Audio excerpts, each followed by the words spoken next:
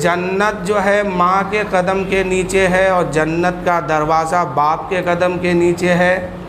اب اگر کوئی انسان جنت حاصل کر لیتا ہے تو دروازہ کو بھی حاصل کرنا ہوگا۔ مثال کے طور پر محل آپ نے خریدی، تالا بند ہے اس کمرے کا، اس محل کا دروازہ بند ہے تو آپ اندر جائیں گے کیسے؟ آقا کریم فرماتے ہیں کہ اللہ جنت جو ہے ماں کے قدم کے نیچے ہے اور جنت کا دروازہ جو ہے باپ کے قدم کے نیچے ہے۔ اب مثال کے طور پر آپ نے جنت بھی خرید لی، دروازہ بھی خرید لیا، اب اس میں ایک تالا لگا ہے اور اس کا چابی بھی ہے۔ اس کی چابی کیا ہے؟ نماز ہے۔ نماز چھوڑ کر کے اگر جنت حاصل کریں گے جنت تو ملے گی، دروازہ بند ہے۔ اگر دروازہ کو آپ نے حاصل کر لیا تو اس میں تالا لگا ہے، اس تالا کی چابی کو حاصل کرنا ضروری ہے۔ اگر یہ چابی نہیں تو جنت آپ کی بیکار ہو رہی ہے، دروازہ بھی آپ کا بیکار ہو رہا ہے۔ تو اس چابی کو لینے کے لیے 5 وقت نماز پڑھنا ہوگا۔ اللہ کے رسول نے فرمایا جنت کی کنجی نماز ہے، 5 گانا نماز جنت کی کنجی ہے۔ یہ جب تک 5 گانا نماز نہیں ہوگی تب تک تالا نہیں کھلے گا، جب تک باپ راضی نہیں ہوں گے تب تک دروازہ نہیں کھلے گا، اور جب تک ماں راضی نہیں ہوگی تب تک جنت نہیں ملے گی۔ حضور صلی اللہ علیہ وآلہ وسلم کی بارگاہ میں صحابہ نے عرض کی یا رسول اللہ اعراف کیا ہے؟ تو میرے نبی فرماتے ہیں کہ اے صحابہ اعراف ایک مقام ہے، ایک جگہ ہے جو جنت و اس میں جنت جیسی نعمت ہے اور نہ تو دوزخ جیسے عذاب ہے۔ وہ ایک جگہ ہے، خالی جگہ ہے۔ تو صحابہ نے عرض کی یا رسول اللہ اس مقام اعراف پر کس کو ٹھہرایا جائے گا؟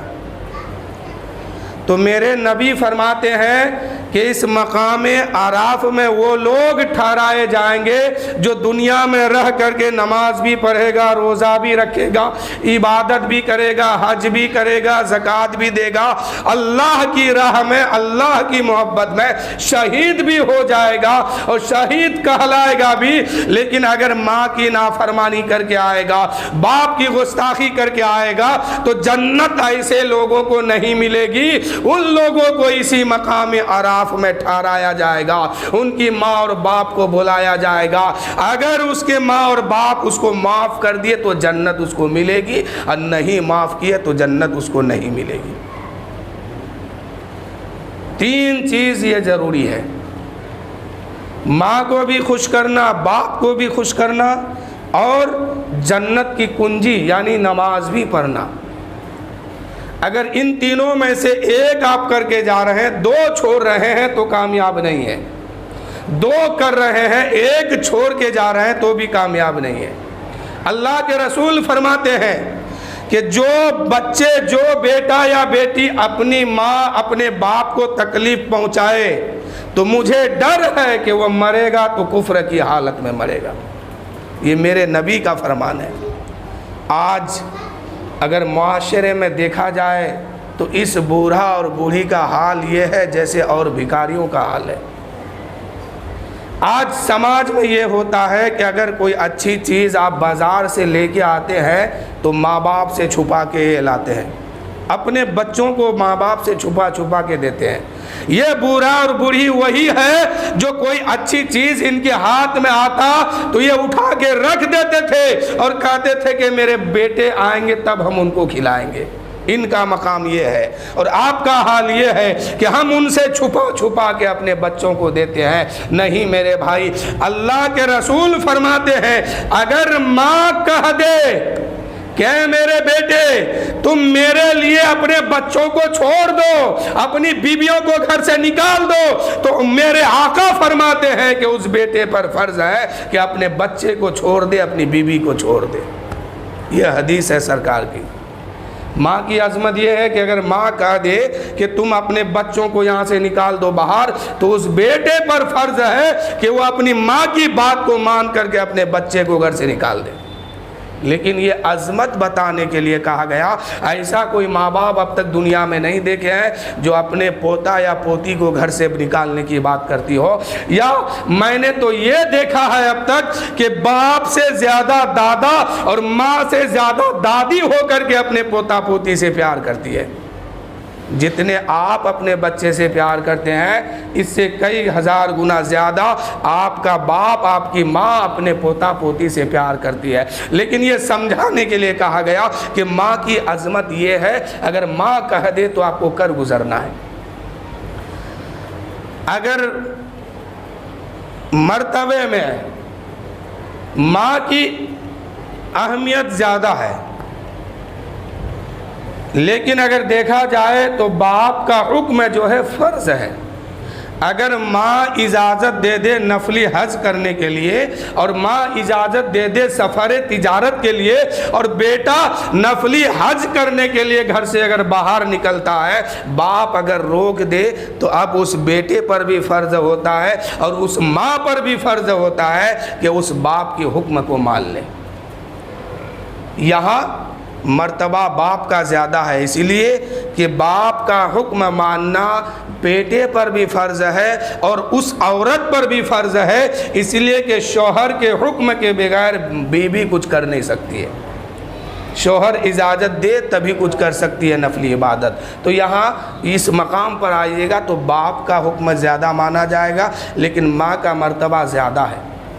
ایک دنیا دار آدمی تھا, اپنی ماں سے کہا, یعنی ان کی بیوی کا غلام تھا. آج بھی بہت سارے لوگ ہیں جو مرد کو حاکم بنایا گیا لیکن اپنی زندگی نوکر بن کے گزار رہے ہیں, حاکم اپنی بیوی کو بنا دیا ہے. تو بیوی کو حاکم بنانے والا انسان یہ بیوی کا غلام ہے. اللہ تعالیٰ نے مردوں کو حاکم بنایا ہے عورتوں پر, مرد حکومت کریں گے عورتوں پر. لیکن کوئی اگر ایسا الٹا کر رہا تو وہ الٹا ہے.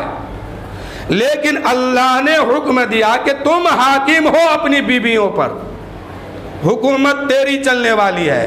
ایک بیوی کا غلام تھا, اس کی بیوی کہنے لگی کہ اے میرے شوہر آج فیصلہ کرو کہ اس گھر میں یا تو میں رہوں گی یا تیری ماں رہے گی.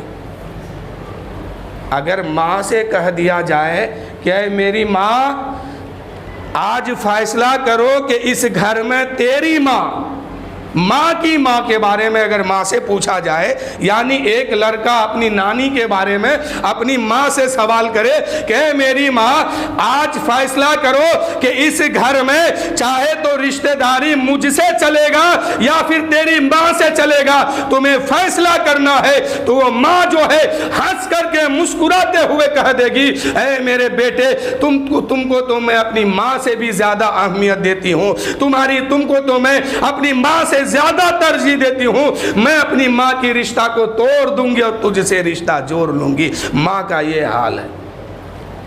جب ماں کے پیٹ میں بچہ آتا ہے نا, جیسے جیسے دن گزرتا ہے ایسے ایسے تکلیف جو ہے بڑھتے جاتی ہے. جب بچہ 8 مہینہ 9 مہینہ کا ہوتا ہے, 7 مہینہ 6 مہینے کا, تو ماں کو چلنے میں تکلیف ہوتی ہے, بیٹھنے میں تکلیف ہوتی ہے, کھانے میں تکلیف ہوتی ہے, کام کرنے میں تکلیف ہوتی ہے. لیکن ماں کبھی اپنی زبان سے یہ نہیں کہتی ہے یہ تکلیف میرے پیٹ میں کہاں سے آ گیا, بلکہ جوں تکلیف بڑھتی ہے ماں کی مسکراہٹ بھی بڑھتے جاتی ہے. اس لیے کہ اب اللہ نے اس کے اندر ماں جیسی ممتا کو رکھ دیا ہے. ماں یہ سوچ کر کے اس تکلیف کو جھیل لیتی ہے آنے والا دن بڑی خوشی لے کے آنے والا ہے, بہت خوشی ملنے والی ہے. لیکن یہی بیٹا جب بڑا ہوتا ہے تو ماں کے ساتھ سلوک کیا کرتا ہے ذرا سماعت کیجئے. بیوی نے کہی اے میرے شوہر آج فیصلہ کر لے کہ اس گھر میں تیری ماں رہے گی یا میں رہوں گی. تو اس شوہر نے کہا, دیندار تو نہیں تھا, دنیا دار تھا. دنیا دار چاہے کتنوں امیر ہو جائے دین نہیں سمجھ سکتا ہے. دین سمجھنے کے لیے دین کا علم ہونا ضروری ہے. آج میں ایک جگہ قرآن خوانی گیا تھا نا, ایک ماسٹر صاحب کرسی پر بیٹھ کے چائے پی رہے تھے اور اسی کے نیچے لوگ بیٹھ کر کے قرآن خوانی قرآن شریف پڑھ رہے تھے. تو ماسٹر بن جانے سے دین نہیں آئے گا. دیکھیے یہ بے ادبی ہے. جہاں پر قرآن شریف پڑھا جائے ہاتھ میں لے کر کے وہاں اونچی جگہ پر بیٹھنا منع ہے، یہ ناجائز ہے اور گناہ ہے۔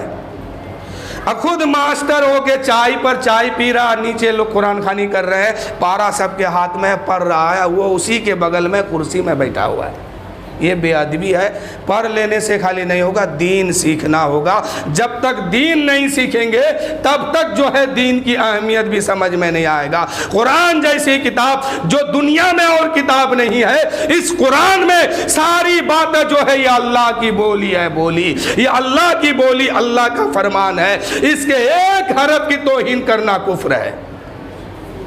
اس میں پورے قرآن نہیں، ایک زیر زبر کی اگر کوئی توہین کر دے گا یہ کفر ہو جائے گا، اسلام کے دائرے سے باہر ہو جائے گا۔ اس پر ہمارا ایمان ہے کہ اس کتاب کے اندر الحمد کے الف سے لے کے والناس کے سین میں، سین تک نہ کوئی زیر میں، نہ کوئی زبر میں، نہ کوئی پیش میں، نہ کوئی تشدید میں ہمیں شک ہے، کسی میں شک نہیں۔ یہ اللہ کی کتاب ہے، بالکل صحیح ہے، بالکل صحیح ہے۔